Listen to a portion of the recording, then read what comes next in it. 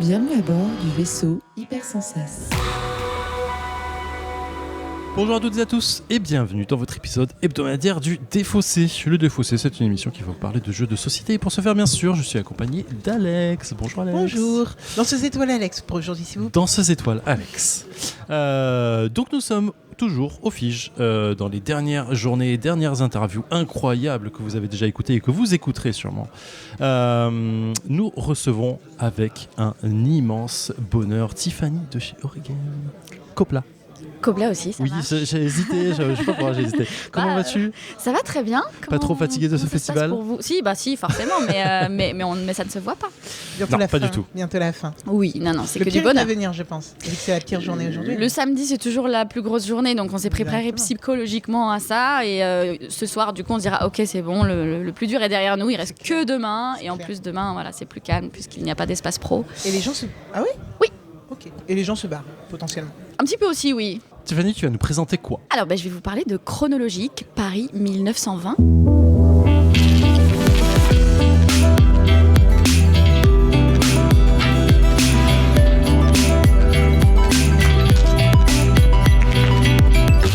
J'avais pas vu le sous-titre, c'est parfait. Alors, je l'ai précisé parce que je vais commencer par la fin, mais il y a déjà 2 autres boîtes en préparation. Oh Une bleue, non Une bleue, une verte, tout à fait. On aura comme dans Sherlock. Cusco 1000 quelque chose et Babylone dans le futur en 2400, quelque chose comme ça. Trop stylé. Mais c'est... Donc, Attends, j'ai pas entendu ouais. la deuxième du coup. J'ai entendu Babylone. la troisième. Non. Cusco, les Cusco. temples, Ah. les temples de Cusco c'est stylé. dans le passé, du coup. Mais Babylone, Donc, et Babylone dans le futur, ouais. Voilà. Ah, trop bien. Du coup, ça fait, je disais, c'est comme Sherlock. Les boîtes rouges, boîtes bleues, Ah. boîtes Oui, c'est vrai, c'est c'est trop vrai. bien. Mais, Enfin, la rouge, ouais. c'était pas le premier. Mais c'est pas, on s'en fout, c'est trop bien, c'est le style. Ok, donc chronologique par 1920. Oui. De quoi qu'est-ce ? Ça a l'air d'être un jeu de type enquête. Alors, un petit peu en effet, mais c'est surtout un jeu de Fabien Gridel et Johan Level, les auteurs de Turing Machine. Oui. Donc c'est avant tout un jeu de déduction. Incroyable. Logique et déduction. Et comme Turing Machine, donc on va aussi avoir des trucs avec des trous qui montent des trucs. Donc ça c'est vraiment leur credo. Sauf que voilà, avec Chronologique, on est sur quelque chose de beaucoup moins mathématique et d'un petit peu plus immersif aussi. D'accord. Puisque on va se trouver, donc vous l'avez compris, à Paris en 1920 et le jeu se déroule à l'Opéra de Paris. Trop bien. Alors, petite parenthèse pendant qu'on y est, on a vraiment travaillé avec l'Opéra de Paris sur le développement du jeu. On est en collaboration, donc c'est vraiment le plan de l'Opéra de Paris qui est dans le matériel. Ah, c'est vraiment, ça C'est le ressemble vraiment à vrai ça ? plan, Ah, oui, stylé. le nom des salles, c'est le vrai nom des salles, et c'est le plan du coup de 1920, puisqu'il y a eu quelques travaux, des choses qui ont évolué. Mais Oui, putain, je suis en train de tout à fait. reconnaître là où il y a la bouche de métro. Et du coup, le jeu sera... C'est vrai ? Pardon, je regardais. Oui, c'est très parisien. Parce que tu rentres. Ah, pardon, désolé. Il y a des petits détails en effet. Mais du coup, oui, j'allais dire que le jeu sera également vendu dans la boutique de l'Opéra de Paris. Ça, c'est stylé de ouf. Ouais. C'est grave. Ah ouais, c'est une vraie fierté pour une nous. ouais. exposition de ouf Ouais, complètement. pour le jeu qui est un peu... Je pense que les gens ils s'y attendront pas. Et donc Mhm. ça va être impressionnant. Enfin, j'ai hâte de voir tes retours. Ouais. Et ben, Il y aura un j'espère petit qu'il truc, aura- logo estampillé opéra, non ? Ah, Il y est, il est Si, sur le dos de la boîte. Ah, trop bien. Oui, et il est Ah, sur le plan oui, aussi. oui, ici, c'est tout vrai. à fait. Trop stylé. Voilà. Alors du coup, comment ça se déroule ? Dans cette boîte de Chronologique, vous avez 3 scénarios, 3 boîtes. Mhm. Et chaque scénario du coup est différent, va vous raconter une histoire différente. Dans le premier, on est sur quelque chose de très proche d'un Cluedo. Donc si vous entendez parler d'un Cluedo moderne avec Chronologique, c'est normal, c'est parce que ce premier scénario, il vous demande de répondre à la question qui a tué tel personnage, dans quelle pièce et à quel moment de la soirée. D'accord. Donc- C'est une volonté des auteurs ou de vous, je sais pas, d'avoir fait un truc un peu clin d'œil Oui, là-dessus. Ouais. complètement. Nous, c'est le tout premier scénario qu'on a testé quand les auteurs nous ont présenté le jeu. Ouais. Et c'est le premier truc qui nous est venu à l'esprit. On était tous d'accord là-dessus. Et c'est vrai que pour mettre en avant le jeu, clairement, c'est ce qu'on cherche à faire, de moderniser le Cluedo, d'aller chercher un public qui n'est pas forcément joueur, mais qui sera rassuré par le fait que Cluedo, j'adore, je connais, peut-être que celui-là, voilà, je peux passer à un jeu un peu plus moderne que le Cluedo, quoi. Trop cool. Tellement Donc, un bon créneau, je pense. Ouais, carrément. Donc voilà, pour le premier scénario, ce sera ces 3 questions-là. On a du coup 5 enquêtes par scénario, ce qui veut dire que vous avez 5 parties différentes. À chaque fois, c'est un meurtrier différent, dans une pièce différente, etc. Trop bien. Et donc, dans les 2 autres scénarios, c'est pareil, il y aura 5 enquêtes. Le deuxième scénario, ce sera le fantôme de l'opéra. Celui-là est rigolo puisque vous n'avez qu'un seul personnage qui, de toute la soirée, ne va jamais croiser aucun autre personnage. Et donc ce personnage-là sera le fantôme de l'opéra. À vous de nous dire qui. Ah oui, qui est le donc c'est fantôme un de jeu, l'opéra. c'est un cache-cache entre guillemets. Voilà, en fait, le principe de chronologique, c'est que les personnages vont se déplacer dans les différentes salles de l'opéra. Et ça va être aux joueurs de retracer tous ces déplacements pour essayer de résoudre justement ces fameuses enquêtes. D'accord. Donc le deuxième, voilà, le fantôme de l'opéra. Et le petit dernier, qui est aussi très sympa, il s'appelle le bijou de la cantatrice. C'est un bijou qui se trouve au début de la soirée dans telle pièce avec tel personnage. Il va dérober ce bijou de grande valeur. Et puis, il va le passer en fait à des complices. Donc dès qu'il va changer de pièce et rencontrer un de ses complices, il va lui donner le bijou. Ce qui veut dire qu'à la fin de la soirée, on vous demande de répondre à la question où se trouve le bijou et avec qui. Sauf que, attention, s'il y a 3 personnes dans la même pièce, il y a un témoin. Oui, donc, on ne peut pas se filer le bijou. Donc, il faut qu'il soit strictement 2 dans la même pièce pour pouvoir se passer le bijou de main en main. Ok, d'accord. Donc voilà, ça vous fait vraiment 15 parties totalement différentes à jouer. Alors pour ceux qui seraient vraiment accros à ce genre de jeu de déduction, on y a pensé.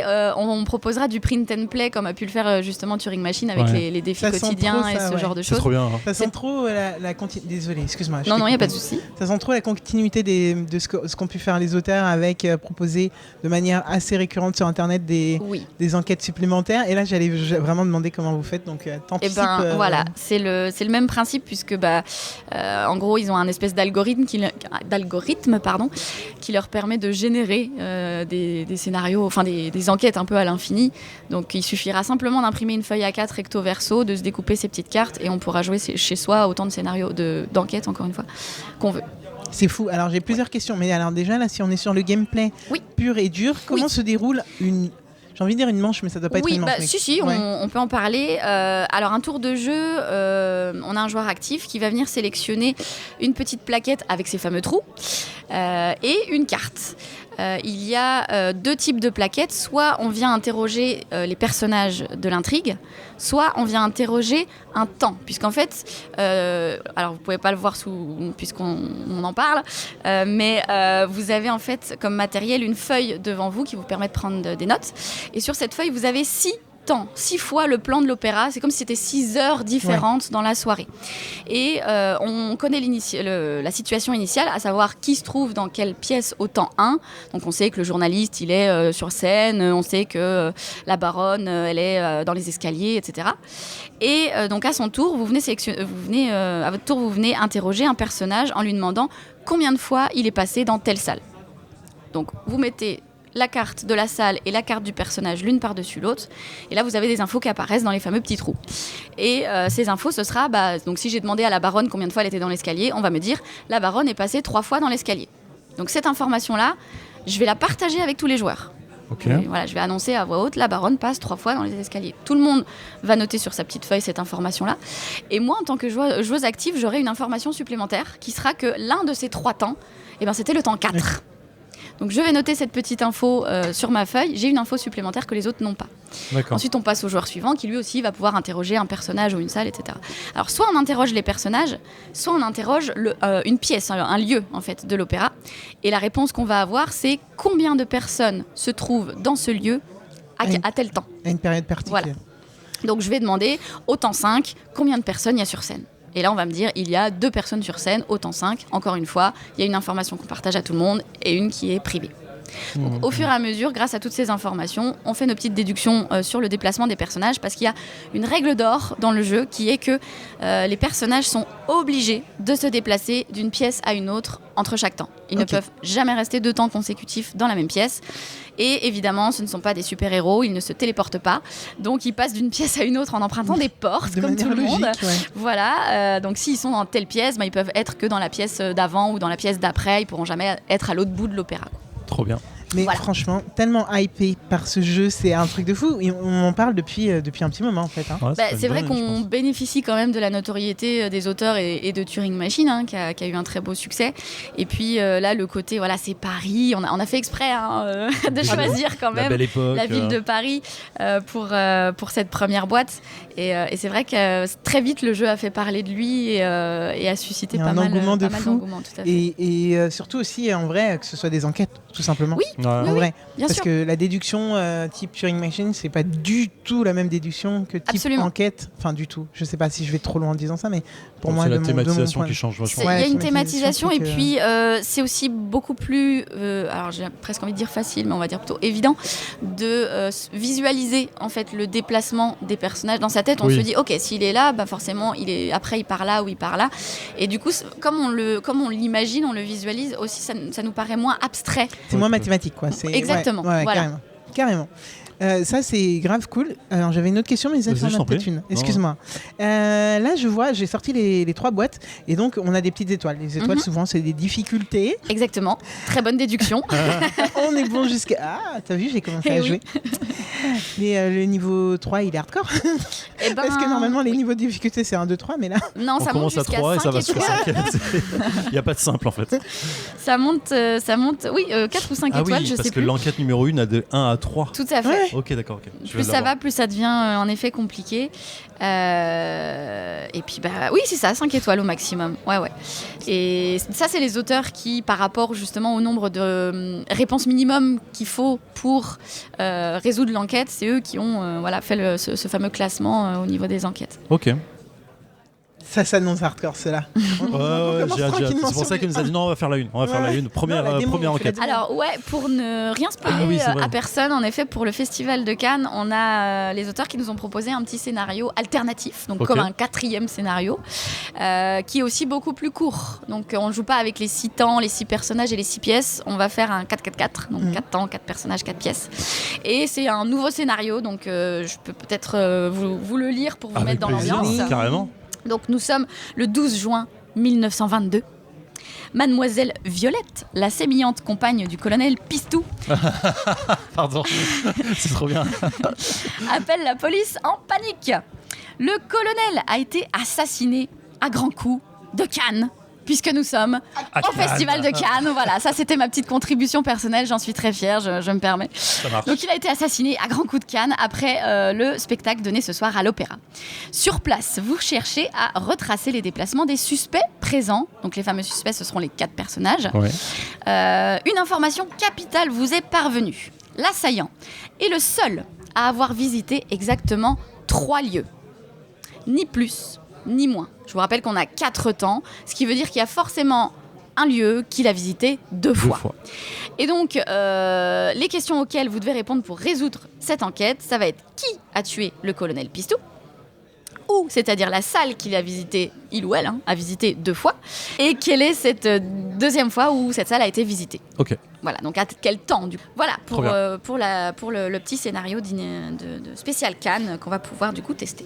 Alors on est d'accord que on est en compète. On est C'est pas un totalement en coop. compétition. Ce sera Chacun au pour sa premier gueule. d'entre nous qui pense avoir la réponse aux 3 questions qui annoncent du coup. Peu importe d'ailleurs que ce soit son tour ou pas, c'est à tout moment de la Ah partie. oui, je veux dire, tu peux dire c'est bon, j'ai répondu. Voilà, on dit non, c'est bon, j'ai la réponse. On vient noter cette réponse sur notre petite feuille, enfin les 3 du coup réponses sur notre petite feuille.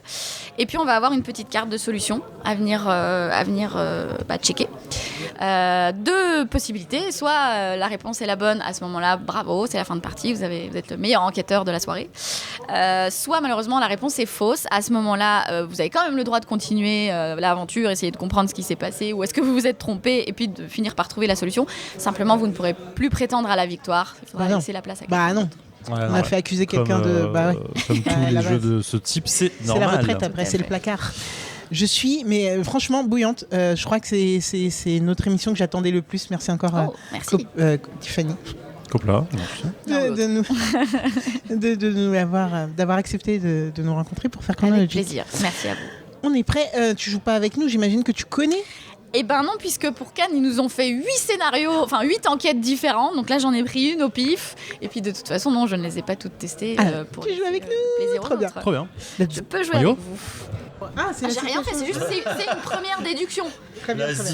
Ah ouais, En ils fait, sont lourds. tout le jeu, c'est comme ça de se dire, ok, si à ce temps-là il est là, Je et te à jure ce qu'on temps-là va il est là, peut-être être bon à un c'est moment. forcément qu'il est passé par là. Putain, je suis nulos.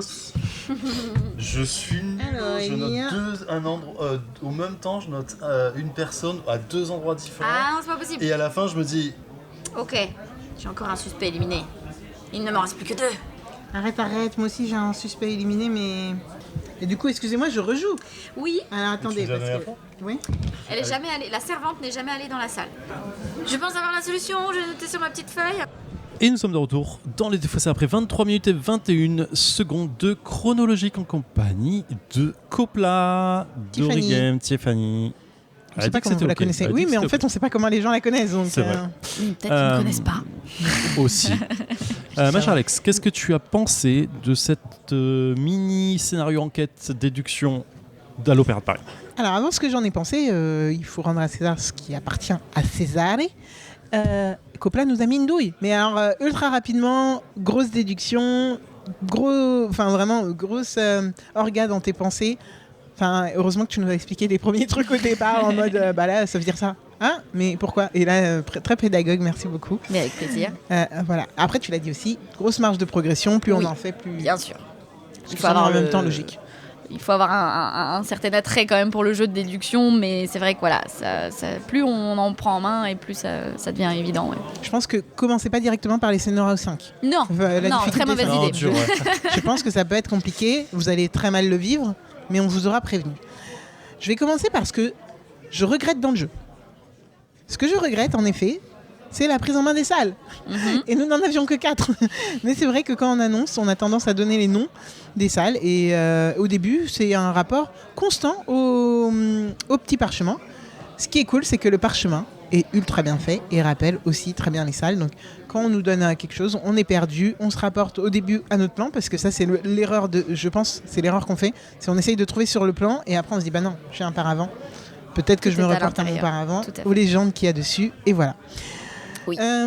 Alors ouais, je disais que du coup ce sont les vrais noms des salles de l'opéra, Ça, tu donc l'as c'est dit. vrai qu'on n'a pas été libre en effet de rendre les choses un petit peu plus simples pour les gens, mais c'est pour ça qu'il y a des petits pictos qui aident un petit peu mieux à se repérer sur ce plan. Ouais. Vous avez créé les pictos ou c'est vraiment les pictos qui sont... Non, Ok. étant donné qu'on a le foyer du chant, le foyer de la danse, Ok. et ben, le foyer du chant c'est une note de musique, le foyer de la danse c'est une danseuse, voilà, on a fait ce qu'on a pu en tout cas pour que ça paraisse quand même assez clair. Après, je râle sur la même chose parce que effectivement, je vais me galérer à dire attends, c'est où la salle?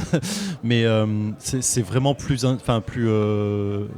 fluff, je veux dire, Fluide. non pas fluide, mais dans l'enquête. Enfin, tu vois, tu as vraiment l'impression de dire, tu dis pas salle numéro 2, salle numéro 3. Ah oui, non, T'as mais- vraiment ah un non. côté Immersif de ambiance, ouf. voilà, immersif. Merci. Oui. C'est le mot que je Il cherchais. est sur scène. Qui est vachement plus agréable en fait dans l'enquête, et ça c'est Ah cool. non, mais là je parle Mais, juste de vraiment... oui, je suis Oui, complètement c'est, d'accord avec toi. c'est sûr. Parfaitement d'accord. Et je pense aussi que c'est une très très bonne idée. Il y a une prise, enfin c'est pas une prise en main, du coup c'est une adaptation à faire. Et en plus il y aura 10 millions d'enquêtes à faire dessus. Vous inquiétez pas, à un moment je pense que ça va se faire. Il y a zéro problème. Mais c'est vrai que là sur cette première partie, c'est ça qui m'a semblé un peu compliqué en dehors de l'enquête qui déjà était pas mal. Donc ça c'est le premier truc. Ensuite, mais vraiment tellement plus simple que ce qui peut être archéologique et Turing Machine, mais tellement plus simple et Plus tellement accessible, c'est vrai. accessible de fou. Enfin simple, excusez-moi, hein, j'ai pas réussi l'enquête, mais je veux dire simple dans la prise en main, dans l'immersion, dans comment on va aborder vraiment les choses. Je trouve que c'est génie. Vraiment, c'est génie. Je pense que ça va rassembler énormément de personnes qui sont peut-être réfractaires aux chiffres, peut-être plus réfractaires à ce qu'a pu aussi proposer Archéologique. Mais c'est pour moi une enquête, mais que j'ai envie de continuer. Je vais pas te mentir, je vais aller le récupérer sur votre stand, sur les éditions limitées qui ont été faites. Et je n'ai qu'une envie, c'est de continuer un petit peu mes histoires.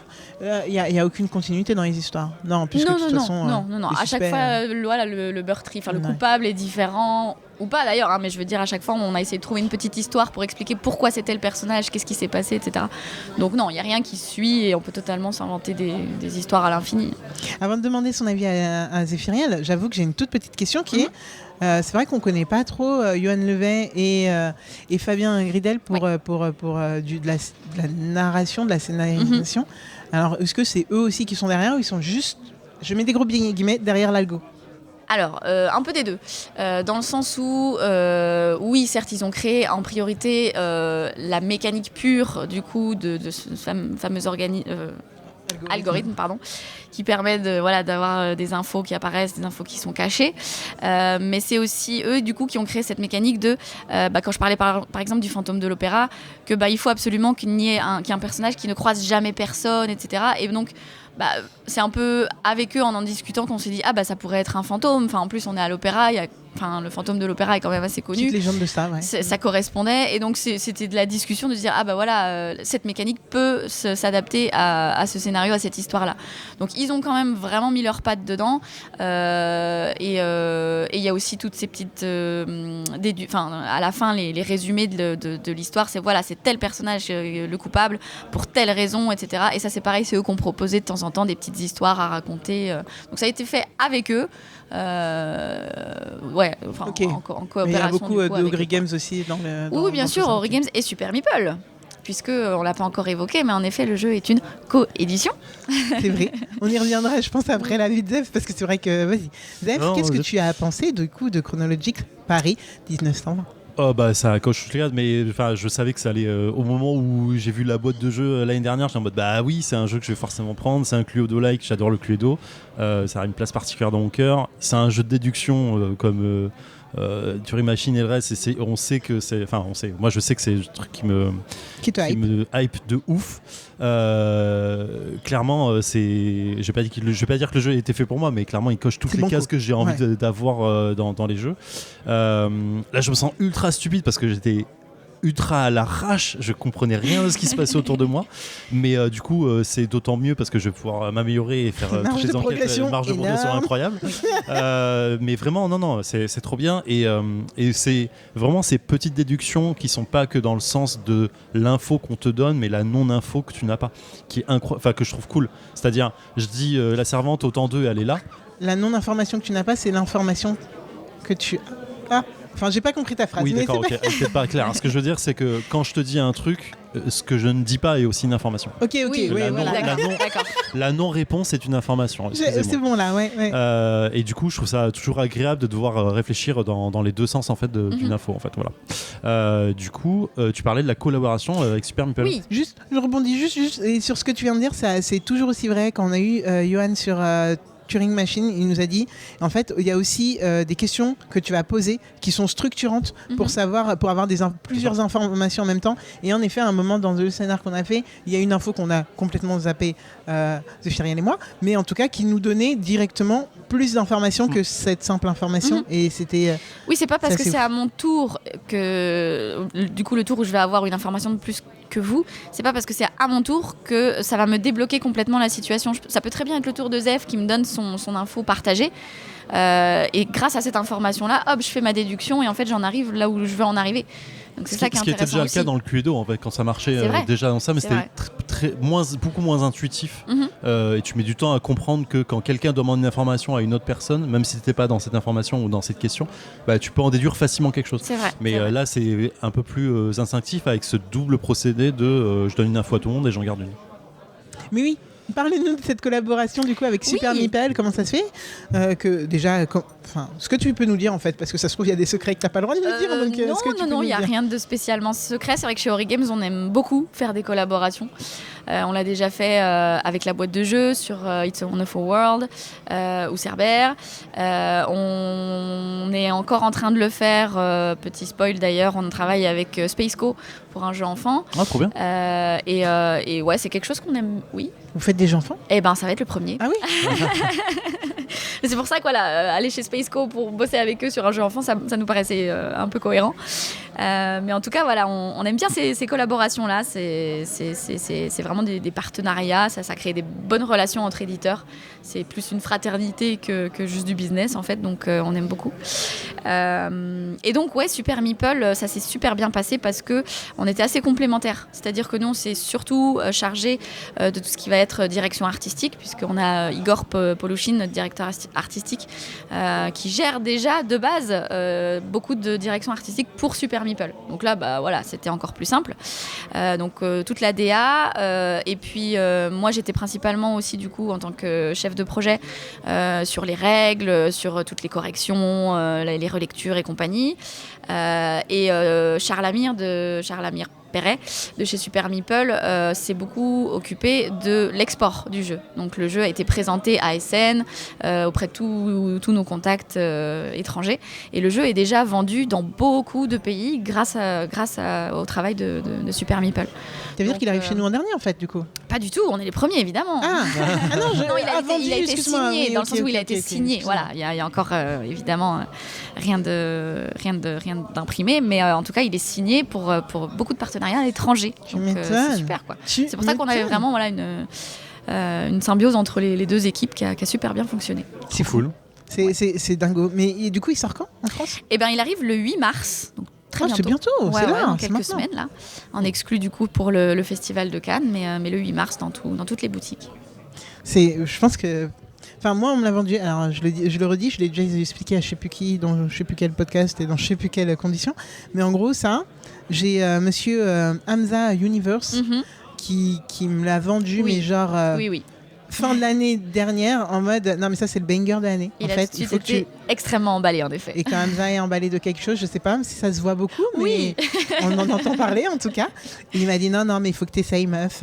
Vraiment, il faut que tu le fasses. C'est impossible que tu le fasses pas et tout. Enfin bref. Oui, du parce qu'en plus, on l'avait déjà présenté à Vichy, en fait. La première fois qu'il est sorti des bureaux Ori Games Super Meeple, c'était pour Vichy.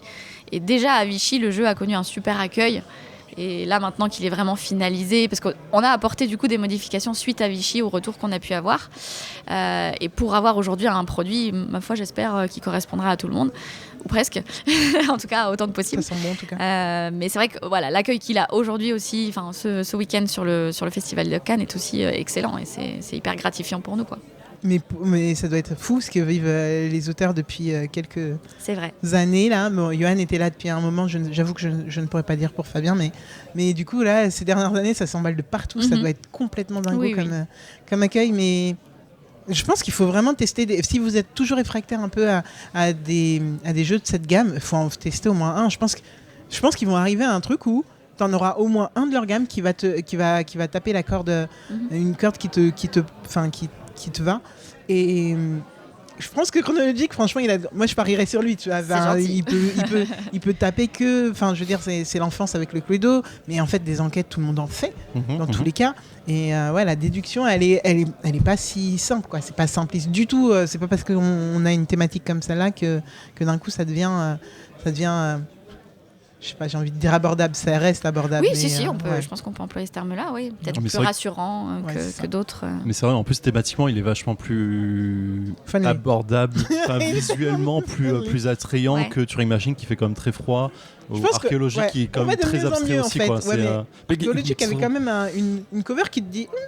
Bon, après, la cover de Archéologique, elle était quand même moins. Mais là, t'as un truc vachement plus chaleureux qui donne envie direct de rentrer dans une histoire, qui te raconte une histoire directement. Quoi. Et d'ailleurs, cet art, ce design est complètement dingo. Et ça me fait penser qu'on t'a pas du tout demandé de nous faire la petite fiche wiki de ce jeu. C'est vrai. La première partie. Mais c'est Zéphiriel qui présente. Donc, je le laisse. Je te laisse. Donc, Chronologique Paris 1920 est un jeu de Fabien Gridel et Johan Levet, illustré par Arca Polar et Yann Valeani. C'est un jeu qui se joue de 1 à 4 joueurs, puisqu'il y a un petit mode solo pour ceux qui en sont friands, pour des parties d'environ 30 minutes et à partir de 10 ans. Pourquoi 4 joueurs, max ? 4 joueurs max, parce qu'on ne peut pas attendre trop longtemps d'avoir une information privée. Parce que ça veut dire qu'à mon tour, si je commence, j'ai mon information privée. Et en fait, le dernier joueur, il a déjà 4 informations que tout le monde a avant d'avoir la sienne. Donc, il ne fallait pas que ce soit trop long. C'est pour ça qu'on s'est limité à 4. Et c'est pas parce qu'on est premier joueur dans cette configuration-là, du coup, c'est pas parce qu'on est premier joueur qu'on va être avantagé par rapport au dernier. Du tout. Ça fonctionne très bien comme ça. Ça s'équilibre à un moment. Ouais, tout à fait. T'as d'autres questions, Zéphirine ? Non, tout est bon. Ok. Oui.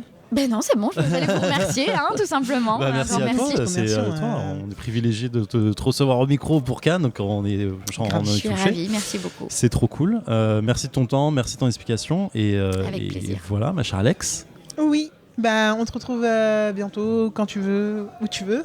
Clairement, quand tu veux dans l'émission. Dans quelle pièce? À quel temps?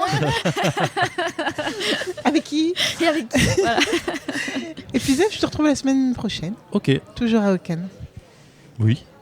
Ouais, toujours à Cannes. Toujours à Cannes, On toujours, y est on sera encore toujours là. un petit moment, ouais. Ciao. Ciao. Fin de transmission.